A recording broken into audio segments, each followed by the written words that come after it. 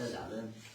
उगाच ताकद एनर्जी वायाला घालायची, मराठ्यांची नाराजी अंगावरती घ्यायची आणि ओबीसीत मराठ्यात दुरावा निर्माण करायचा. आणि आपण मात्र पोळ्या भाजीत बसायचे, याच्या ऑफिसात जाऊन बसन, त्याच्या बसन, एकदा फडणवीस, एकदा शिंदे, एकदा अजित दादा बारामती. अरे लोक तेवढे तुमच्यापेक्षा लई हुशार झालेत. गरीब मराठी आणि गरीब ओबीसी लई अति हुशार झालेत. गाव खेड्यातला खरंच धनगर एकदा शोधून बघा. अहो आजही शेळ्या मेंढ्या समोरूनच लेकरं मोठी करावं. काय बरं त्या मायमाऊलीला शेळी मेंढी समजताना का वाटत नसतं की मै पोरगी महापौर अधिकारी व्हावं?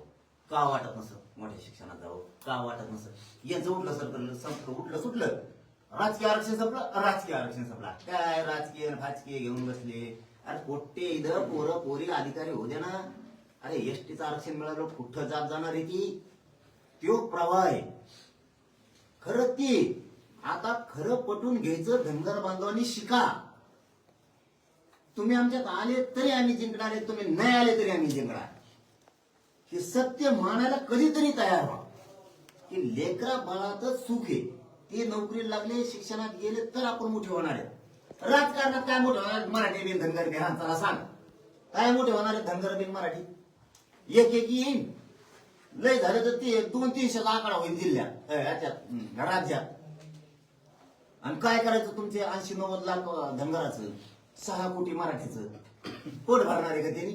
मराठी धनगर ओबीसी राजकारणाचाच नाद लागलाय. राजकारणात जाऊन काय होणार आहे? धनगरांना वाटतं आपला एसटी आरक्षणासाठी लढा, बघा आम्ही कशी ताकदीने बाहेर पडतो. त्यात आम्हाला मराठी येत ना खादा तुम्ही अशी इतकंच भांडणं घेतल्यावर कसा ओबीसी तुमच्या ती कसा मराठा येईल? तुम्हाला एवढं तर राज्यघटना कळाली पाहिजे, 67चा नियम कळाला पाहिजे. नोंदी सापडल्यात म्हणल्याच्या नंतर मराठ्यांना द्यावाच लागणार आहे, तर सरकारच्या बापाला द्यावा लागणार आहे. किती विरोध करू द्या कोणी. कारण कोणाला कायद्याच्या संविधानाच्या पुढे जाता येणार.